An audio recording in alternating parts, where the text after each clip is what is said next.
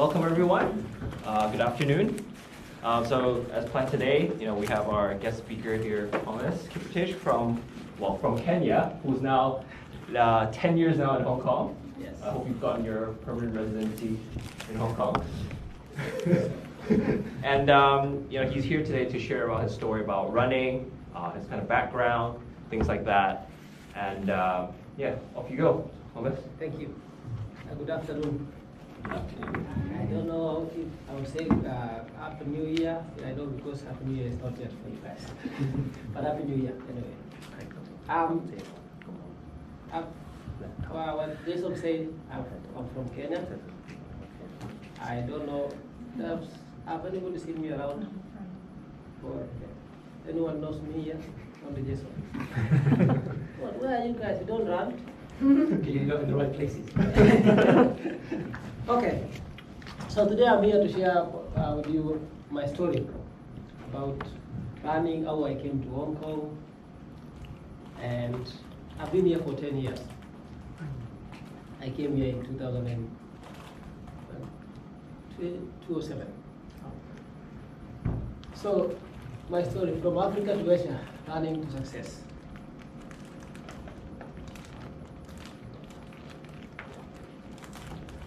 So as I've told you, my name is Thomas Kiprotich, and I would like to share with you a story with you some tips on running like a Kenyan. I want you guys to run like Kenyans. Who's ready? Oh, right. This guy is not ready. I moved to Hong Kong 10 years ago after meeting my now wife at a half marathon in Malaysia with 2 children. Now, Hong Kong is my second home. My 2 kids were born here. Their names are Noah and Talia. I'm waiting for you. Oh. Okay, many people say to me, running in Hong Kong is hot weather, must be easy for you because many people think of Africa as a very hot place. Who have been to Africa before here? Anybody? Where in Africa? Namibia. Namibia. Where in Africa? Morocco. Morocco. How is the weather in Morocco and Namibia? Dry. Right. Very dry. Kenya is not hot. We are in East Africa. Equator passes Kenya in the middle. So it's sometimes it gets really, really cold. So because many people think of Africa as being hot and desert, Kenya is high altitude, which means it can be very cold in some areas. This makes very good training for athletes because running needs very good hair, high altitude. So running in Kenya is seen as an important profession, like doctors and teachers. Very few people run just for fun and exercise, like you can see here. In Kenya, people don't run just for fun and exercise. People run as a profession. If you are running, you are like a teacher, you are like a doctor. And here, you just want to go for a run and then come back to office. In Kenya, you run and go back to sleep. Rest. Rest is very important for running because in Kenya, runners are very respected. They are like ministers because of running only. So it's not about just running. And in Kenya, people, if you go for a run in Kenya, they will say, Jason with the suit, I see him in the suit every day going to office. Why is he running? What does he want to? Running is, in Kenya, is to make a living. It's a profession.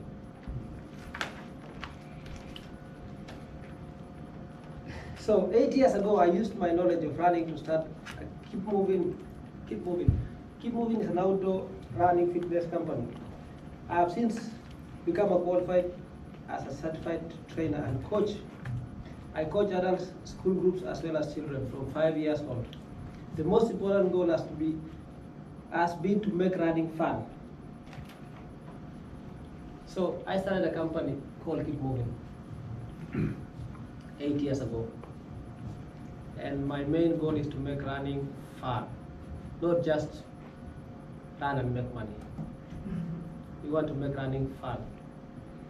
It's important to, when you go for a run, don't just think, oh, I just want to do a marathon. Make it fun also. Be happy with it. If you are not happy, you can't wake up from the bed. You can't go home after work and go running. You can't. Be happy. Make it look like, get a friend. Go together.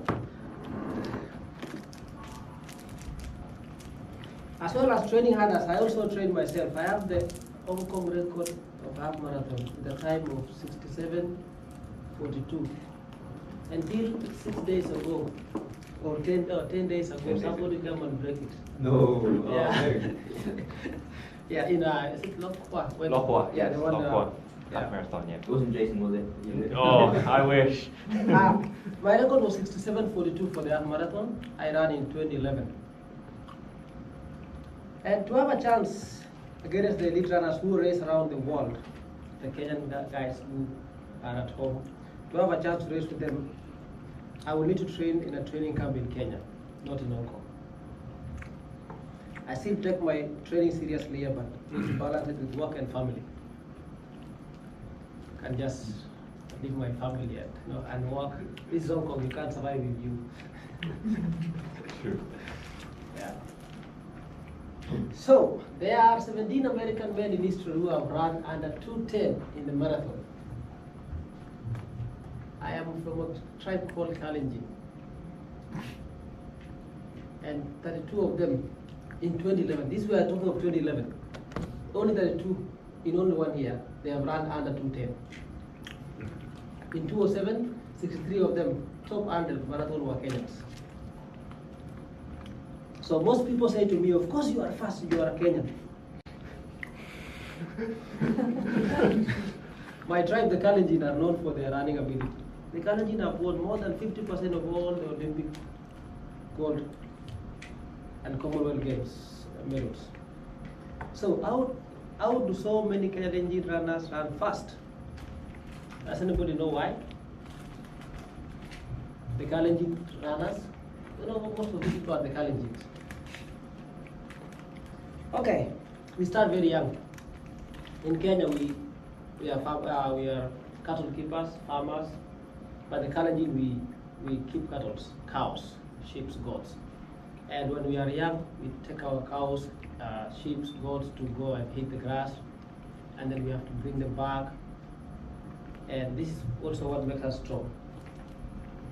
So, and also we have to run a lot to take the cows out to eat and then bring them back at night. Nearly all Kenyan children walk to and from school, which can be far, several kilometers. This is very common for children in my tribe, and we become strong runners at a very young age.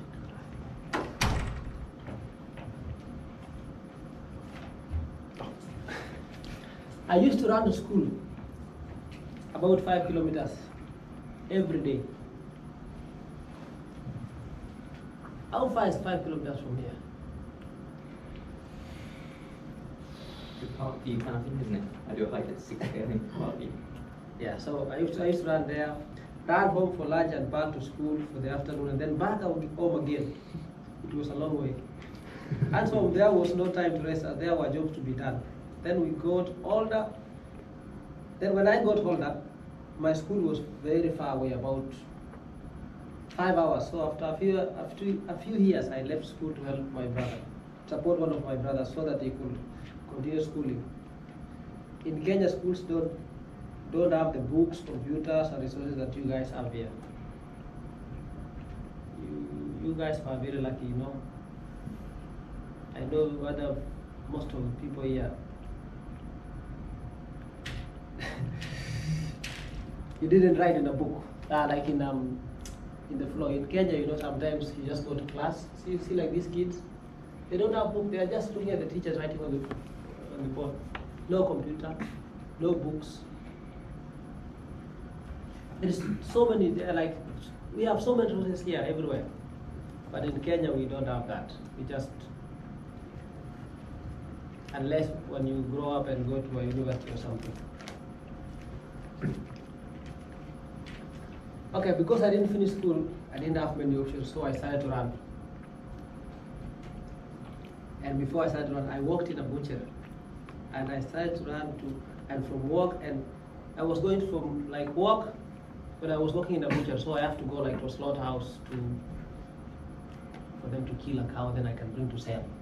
but I had to run there.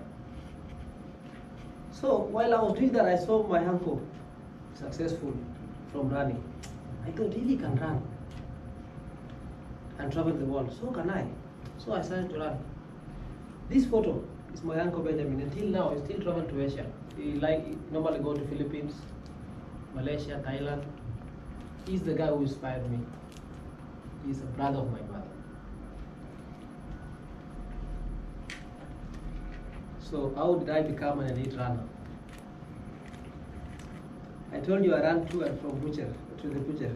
What I didn't tell you was that I did this in flip-flops. I didn't have any shoes. Something like this. To put slippers.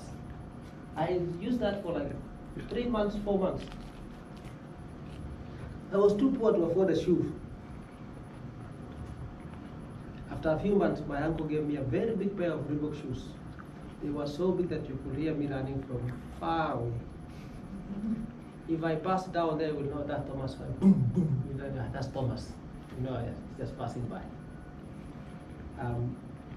And as I was faster in those big shoes, I was led to attend a running camp and begin a real training. At this camp, I was given my first pair of running shoes. That was the beginning of my 4 years in the camp. When I was ready for a race, I had a friend who sold everything he had to buy me a plane ticket. I am indebted to him for giving me my chance to succeed to date. He sold everything that he had, and he said, Thomas, I'm buying you a ticket to go. And I went to Malaysia.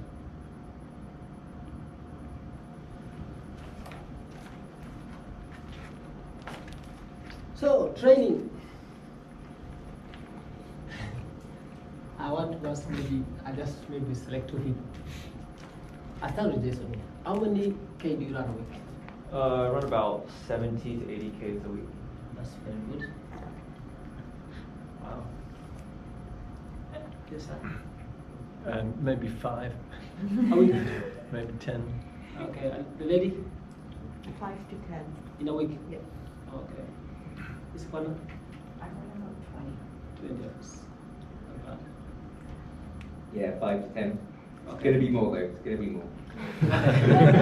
Okay. It's the new level. In training, there is no shortcut, let me tell you. This is the base for our training. There are no secrets, no shortcuts when training. We will train up to 150 kilometers a week. Running twice a day, and early morning and then late afternoon. In between will be serious rest. Serious rest means you run in the morning, 1 hour to 10 minutes, come back, have breakfast, sleep. Wake up 10 o'clock, speed or something, or hill walks, add, come back, sleep. Have lunch, sleep. Wake up 4 o'clock, go jogging, 10K. So you can imagine. In Kenya, runners are treated with much respect. Our job is to run because we bring the glory to the country, gold, all this, when you go to the Olympics. So people are very respected. In Kenya, if you are driving and you see a runner, you have to park. It's like you saw an ambulance. And it's true. If you go to Kenya, you'll see that. Because they don't come like 1 or 2 runners. They come like 60. You think there's a reason what's going on. You have to wait for them to pass. Yeah.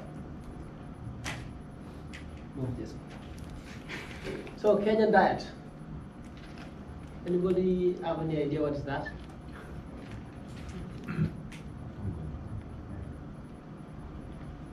Okay, I'll tell you. Kenyan diets are very high in carbohydrates and extremely low in processed food. We don't buy food in supermarkets. It's food from our farm.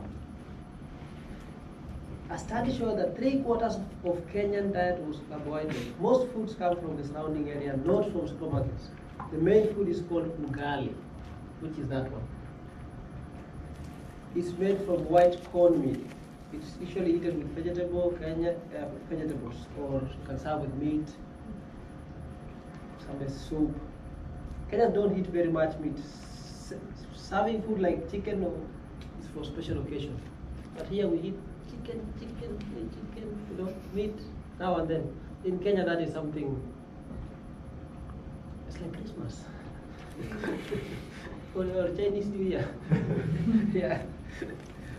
So ugali is made from white corn, or any corn. You can use any corn to make ugali.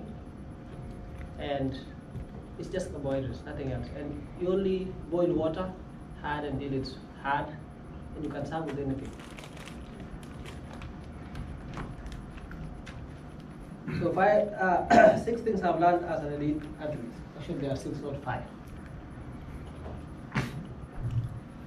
I've learned as number 1, train hard and win easy. Put in the hard work when it's time to train, and most important, rest well.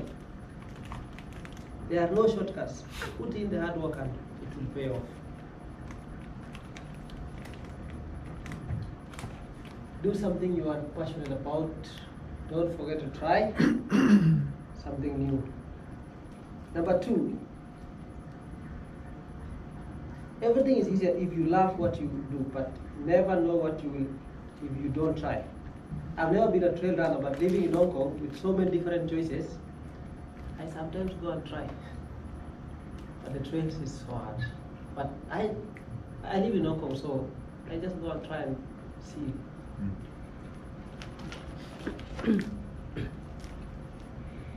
Have fun. Enjoy your running or your chosen sport. Training isn't easy, but listen to your body. Run or train without a watch sometimes. Forget about distance. Just go out and run. Don't every time you go, oh my heart rate, oh I'm running so slow today. Just put down your watch and just go run. Have fun. Number 5, support from your family and friends is most important. Sometimes it's good to grab a friend. You get Jason number, Jason, let's go for a run. Also your family is to get support from them is very important. Be with those who will help you to achieve your dreams in whatever you choose, and you can do the same for. Number 6, make a difference. Never forget those who helped you. Give back and pay it forward. That is something you will never regret. My wife and I have registered a charity in Hong Kong called Keep Giving. We collect running shoes, running shirts, and children's shoes and send them to Kenya to distribute among the communities. Give back. Don't forget where you came from. That's why what I'm doing too. We register a company with charity, so we collect shoes, running shirts, running shoes for kids, and we take them to Africa. We give them to kids. This is one of the church. They have a school inside. We normally support them.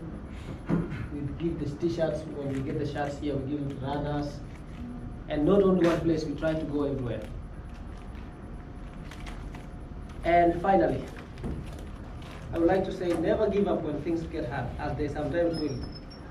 You may need a break, but don't give up. If life put a stone in your shoe, I've never thought I would be somewhere like here speaking to you. When I was running to work in a village in Kenya wearing flip-flops, all those years ago. Thank you so much.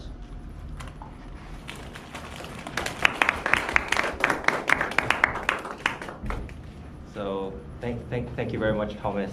That was really insightful to your kind of background.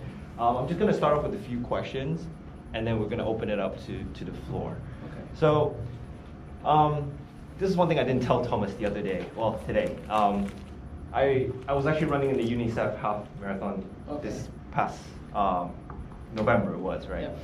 And on the kind of when you turn back at the halfway point, Yep. you would see kind of the leading pack Yeah. coming in. And when I was approaching that point, I saw the first guy, and it wasn't Thomas. I was a bit surprised, and it wasn't my other friend who was Haniel, who was one of the top racers in Hong Kong. And it wasn't until after the race when I checked that actually by that point when I was approaching the turnaround, they were already long gone. So the first person I saw was actually in the 4th place or 5th place. So they were way ahead, way ahead. And what was your time at the UNICEF half marathon? I remember. 109, 110. 110 or 9. Yeah, 110 and 109. Yeah. So as you see, that's amazing. That's 340, 350 per K. Yes. That's rapid. So Thomas, here, in our company in Bupa, a lot of us are obviously, amateur runners. Some of us, could help increase some of the mileage a little bit on a weekly basis. What are some of your kind of tips for someone who perhaps is not running at the moment? And they think, oh, running is a very boring sport. You put on a pair of shoes, you go downstairs, and you just run around in circles. What do you say to those people that, to get them out there? Yeah. Okay. Many people think running is boring, but it's boring if you think it's boring. And if you have a friend, anybody that you know you can ask, let's go for a run. If I am going by myself running for just a daily run, if I'm thinking of running 10K and I'm by myself, if I go to 5K and I feel, oh, today I don't have that much of running. But if I'm with Jason or I'm with you, we will go even more than that. We will be talking, sometimes we see the scenery is nice.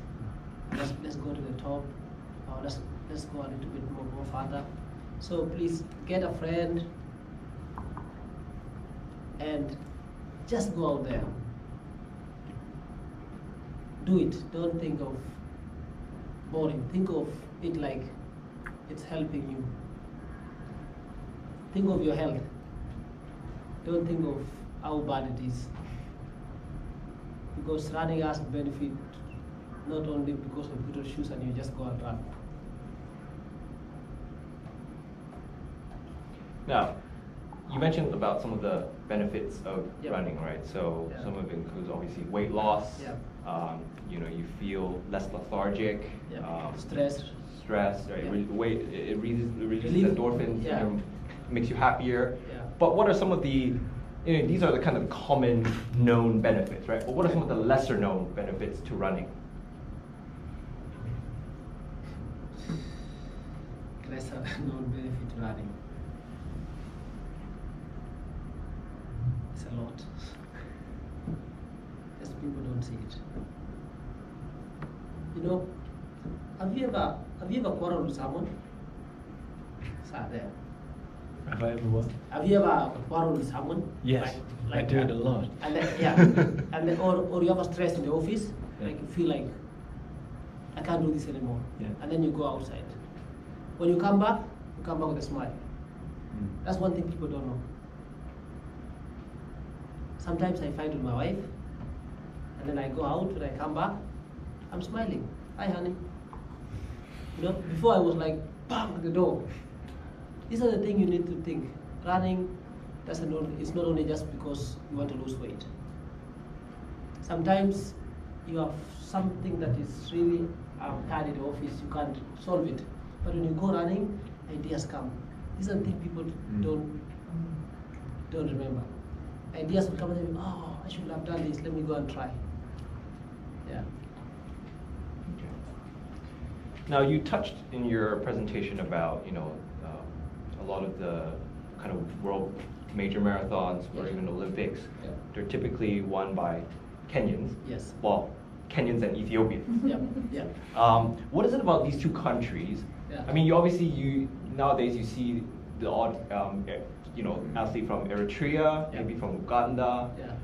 But what is it about these two countries that have just the running is embedded in their culture? Like, what brought that into the? Okay, first of all, I will tell you it's a lifestyle.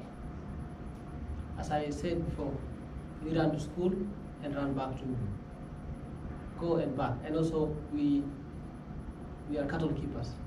We run every now with cows up and down. So it's our lifestyle. Since we are young, that's how we start. And then it has become a culture. The young ones now see, oh, Thomas he lives in Hong Kong. I want also to be like Thomas. oh, Eliud Kipchoge is very rich.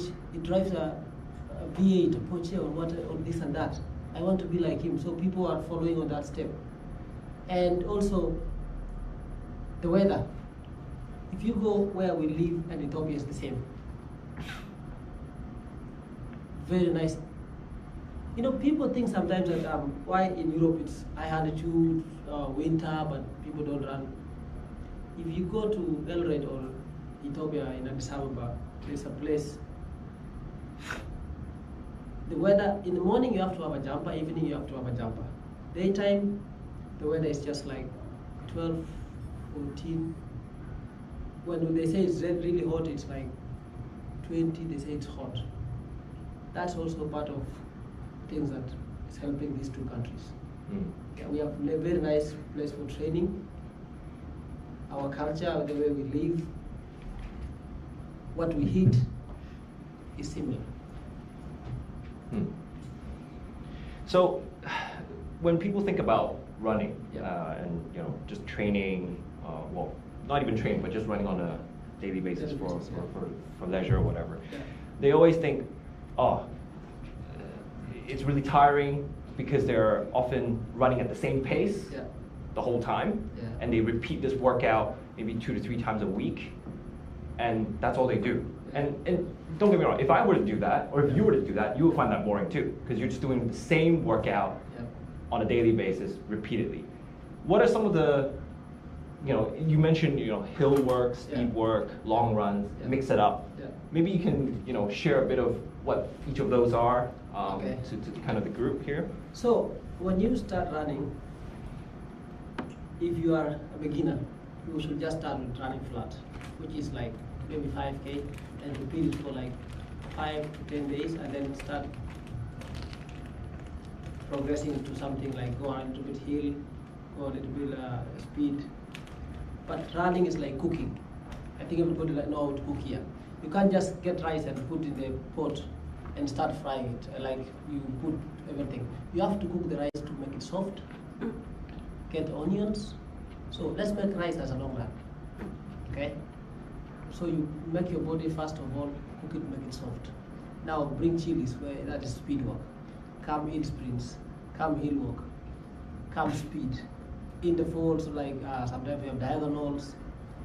So you have to balance all these things.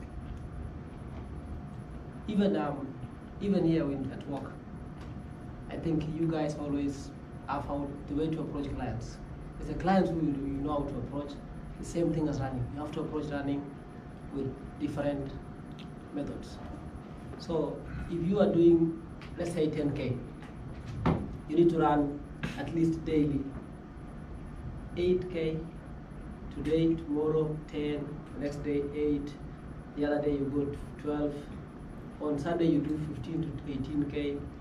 If you want to be a very good 10K runner, but at least make sure you do something a day. And rest day is rest day. Don't do long run today, Saturday, and then tomorrow I come and say, come, let's go for a run. And then you say, let's go. So just say, I'm resting today. And remember, if you say Monday is long run, let's say 1 hour. Tuesday you might do speed. Wednesday you do a little of just cool down because of Tuesday speed. You go an hour easy. Thursday speed. Friday hills. Saturday long run. Monday you come back again, the same thing, 1 hour. Tuesday you don't do the speed that you do the other, you do another speed. So if you did 1 minute fast, 1 minute slow, this time you do 1K fast, 500 meters slow. Time is maybe 6. Wednesday it's the same thing, rest 1 hour to 1 hour 10. Thursday, if you did last time track, this time you do on the road speed. Friday, you did last time hill, like let's say you go up the hill, this time you do short hill sprints. So you have to, you can't just do everything, one program every week. That's when you get boring. Yeah, so what you do is you just change. And the body also get that, and you feel like, oh, now I think I'm doing that something good now. And you can even feel it by yourself. Yeah. So just a couple more questions, Yep. and then I'll open it up to the floor. So Okay. you mentioned the long run. Yep. So a lot of people, they think, oh, long run, I'm just going to do what I do normally for the 10K, the 8K, but stretch it up to a 21, 22, right? Yeah. But that's not necessarily the idea. Actually, from my experience, what I typically do is, in a long run, I would do the first half Yeah. in an easy pace, Yep. and in the second half, I would try and run closer to race pace. Yeah. So kind of doing a negative split, Yeah. in a sense. Is that, how would you approach a long run, per se? Where I've seen this is where there's a big problem with so many people in how do I say? Let me call it in Western countries. I'm from Africa, okay? If I say to you now, let's go for a run, you will, or Jason, you will start running really fast. Your long run, you don't need to do like that. If you are going for a long run, 2 hours, just even if you want to run 5 minutes, okay, all the way, that's okay. Because you are just looking for mileage. You do negative splits, you are now starting to burn. You might be training like that and you think you are really doing well, but when the race day come, you have no energy, you have used your energy on training.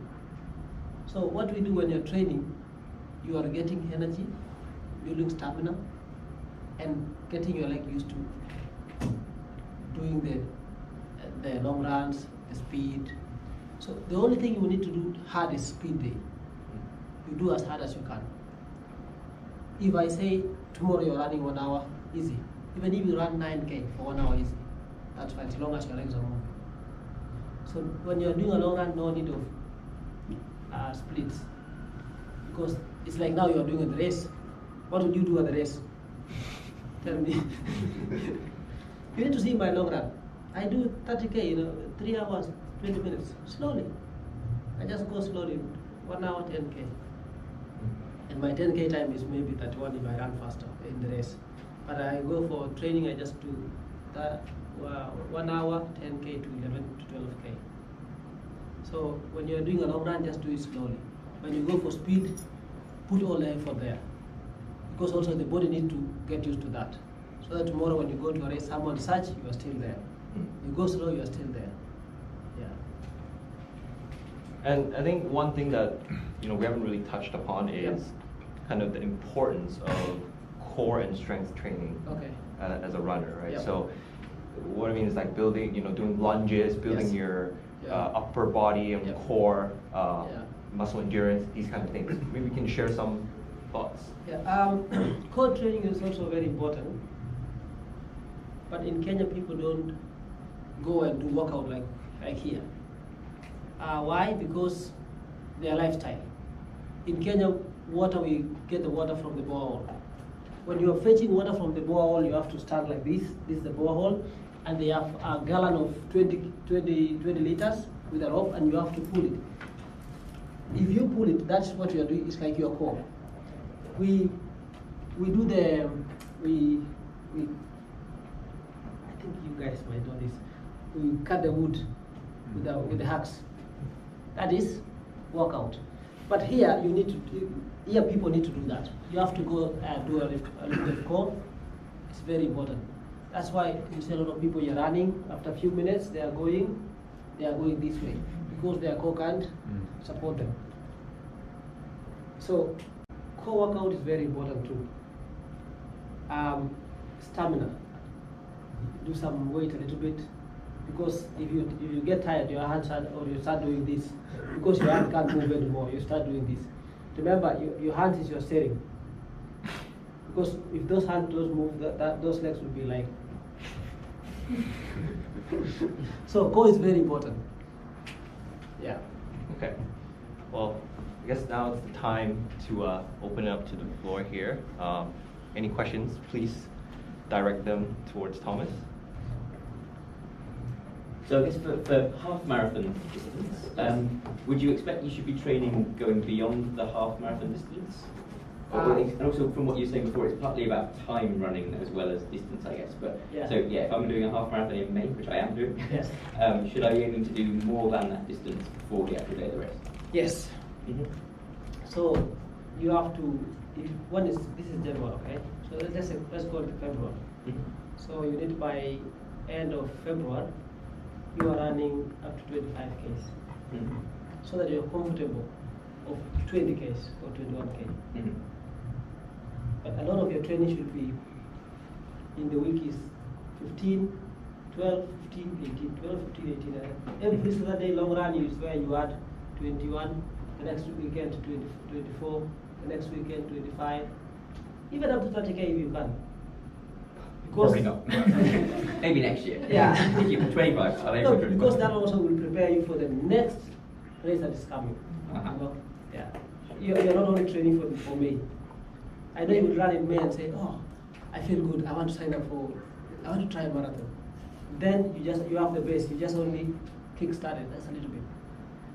35 and you are done. Yeah. Yeah.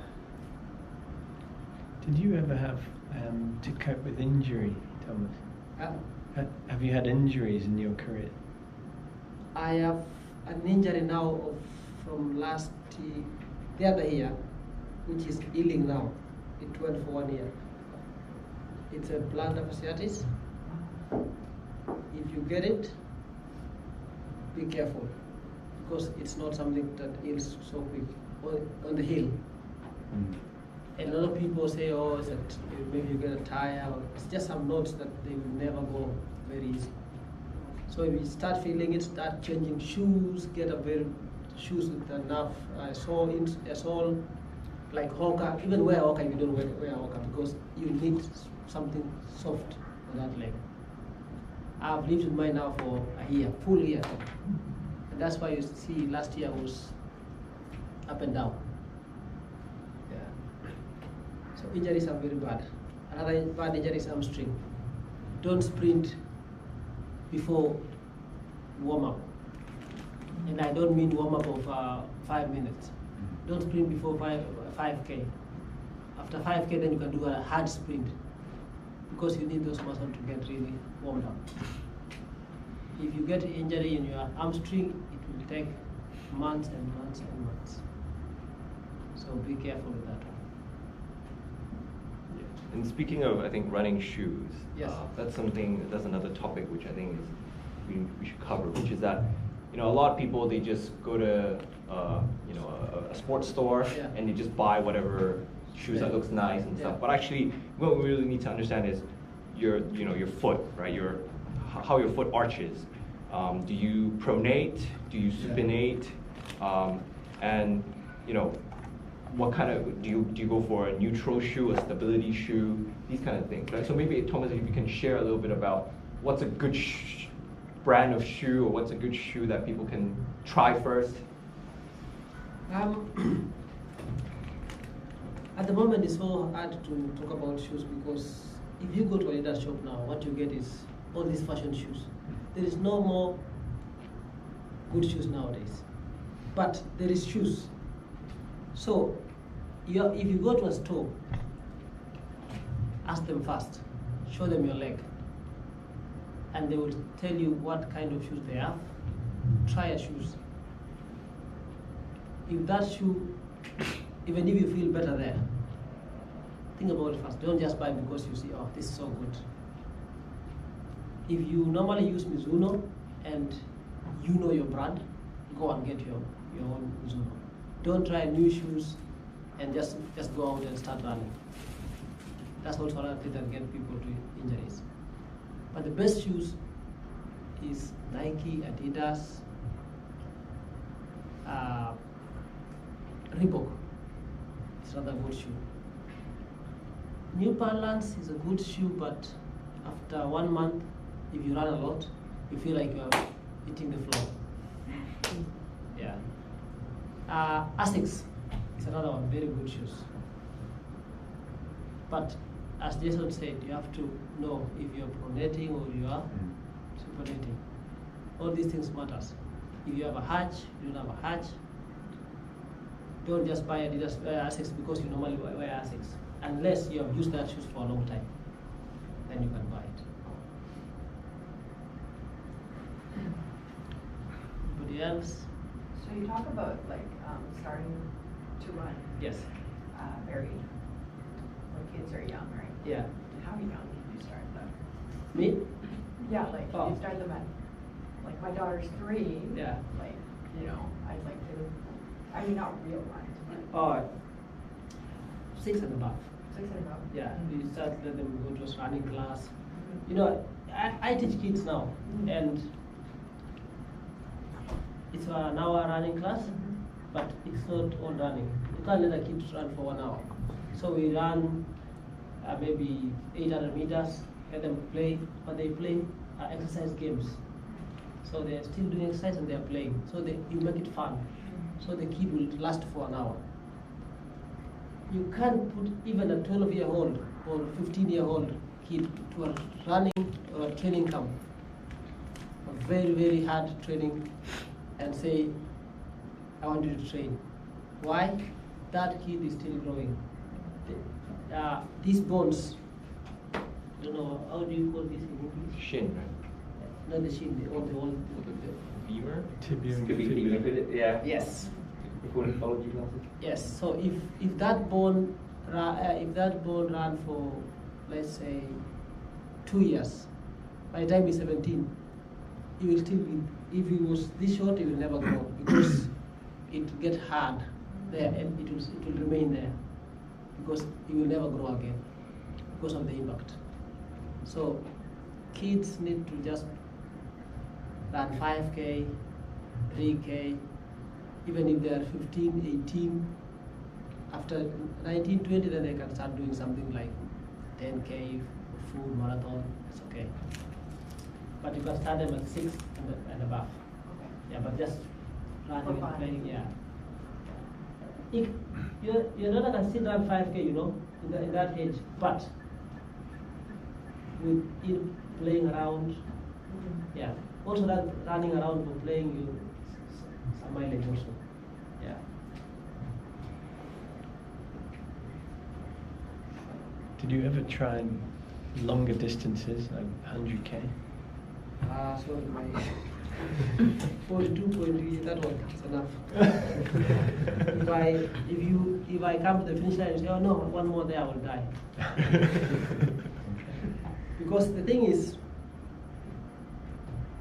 the way you program your mind and the way you train.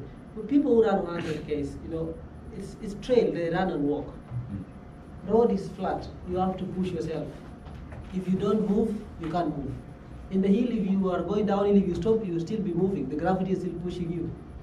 Going up, you just walk. But on the road, you have to keep moving.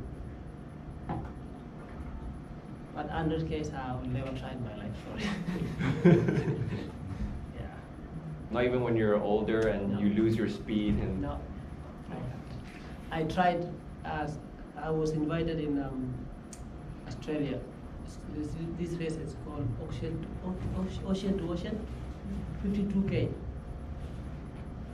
They paid me very well, but I said no, sorry. Because you finish a marathon, then you add another 10K. Yeah. Ooh. So you talk about like half marathon. Yes. You need to go up to 25. So Yeah.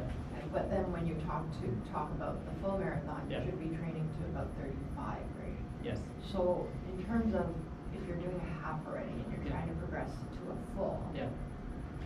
what are some of the key differences or key tips that you can provide? If you are training for half and you want to go to a full. Yeah, like if I'm already at a half, Yeah. I want to, you know, Okay. try full. Number one, I will tell you, once you do your race, you have been training for, let's say, 3 months, and then you do your race, half marathon. Don't stop training. Keep training. Because if you stop and start again, and then you say, oh, let me rest for a month. I think we talked about this before. A lot of people train for a month, for a marathon or a 10K or a half for 6 months. The day they do the race, like pop, rest day, they rest for 2 weeks or 3 weeks or 1 month. And then, oh, I have signed up for Taipei, full. Even if you have rest for 3 or 1 month, you are starting from scratch. But if you continue from after your half marathon, you have base already, so you just progress. So what you do, everything you have been doing, like if you are doing 15K half a long run, you just add 10, become 25. After every week you go up, another week down. So 15, 20. You come 15, 25. 25 you come to 20, 30. So that's what you do. You don't just go, you'll get injured or you will be like, no, I can't do this. Yeah. Any tips on breathing? So I was hearing something about to reduce likelihood of injury. Yep. It's good to start your out of breath on alternating the feet.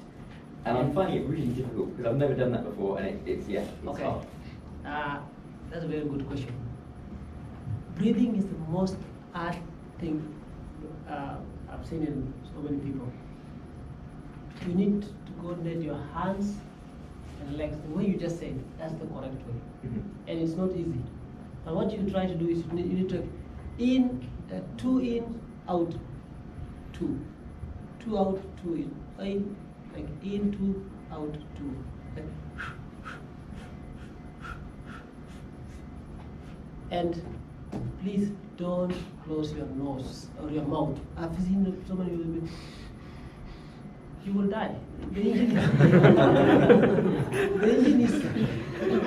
engine is on fire and you are blocking it. The engine needs the air to go on. But now what you need to learn is just to learn. You say you will take in 2, out 2. So, and remember when you go in 2, out 2. So. And then, of course, after maybe like 50 or 1 minute or 2 minutes, you one big one. And then same thing. So are you doing the same for a few times? So it's like it sounded like that rhythm you'd end up always being on the same leg. But you're saying you do no, it doesn't matter so long as this leg or this leg anywhere. Okay, but that whole idea of you should be breathing out on alternating legs, that is correct. Okay. That's correct. So I need to keep trying. Yeah. Okay. Yeah. It is hard, but when you get it, it's very easy. If you see me when I'm in shape, and I run from there, even if I'm running 250 pace, 1K, I'll pass you. You can't even know that I'm not. You can't even. I'm just. It's like I'm not breathing. People ask me, you don't even breathe out. You don't know. Yeah. Any question? So the other thing I wanted to, we spoke about this earlier, was Yeah. around diet, Yep. which is important. I mean, because you can do all the exercise in the world, but Yeah. if you eat McDonald's every day, Yes. it's not going to help. So just as a comparison, so Yeah. I told Thomas I weigh 68 kg, and I'm about the same height as Thomas. Thomas, how heavy are you? 59 now. 59. So he's almost 10 kgs lighter than me, and I'm considered quite lean for someone my height, someone my age.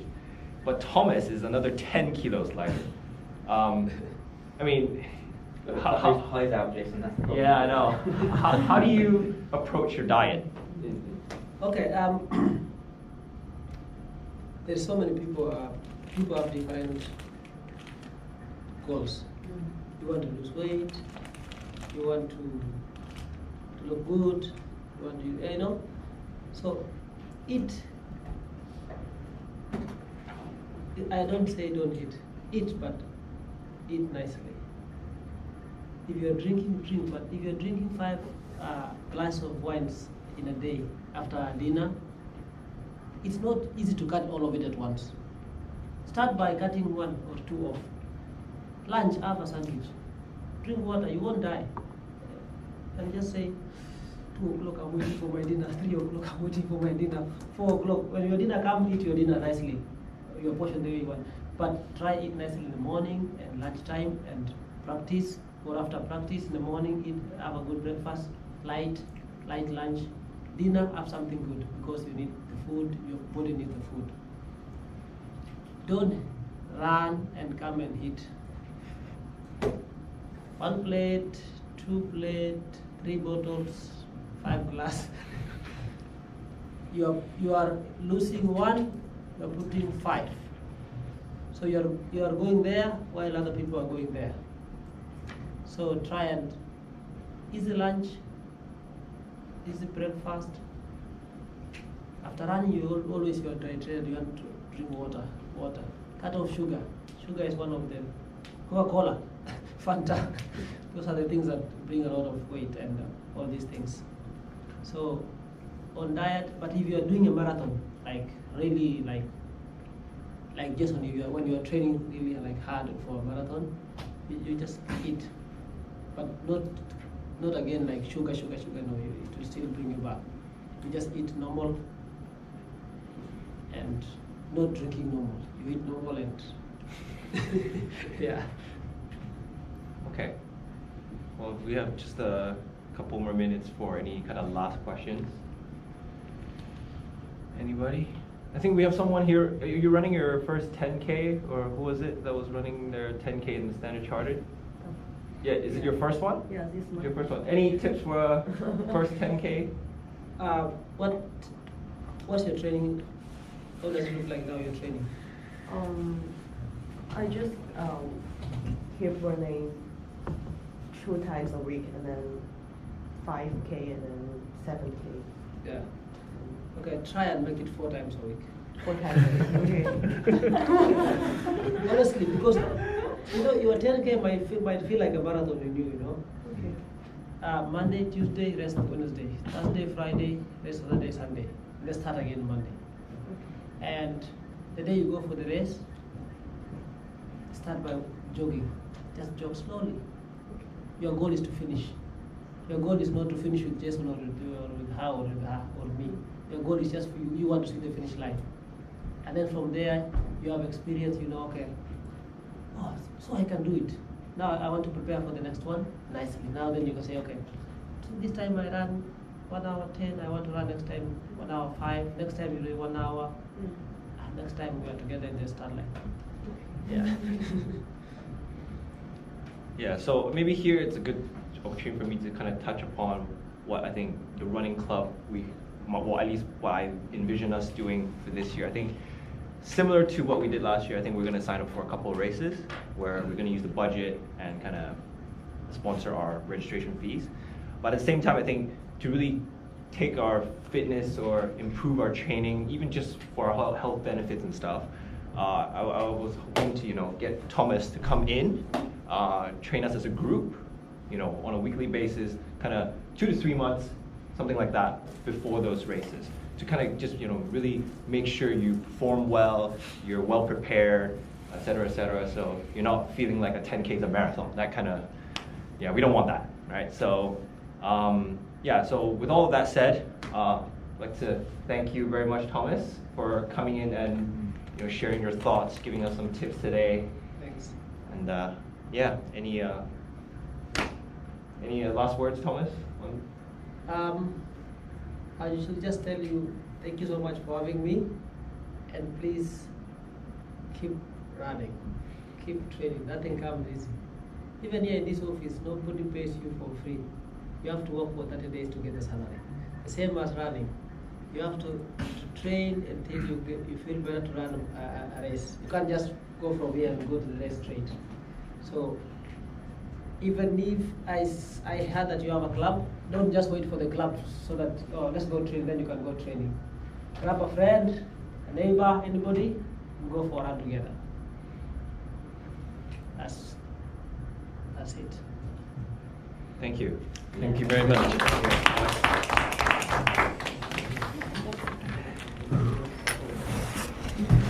It's great to have.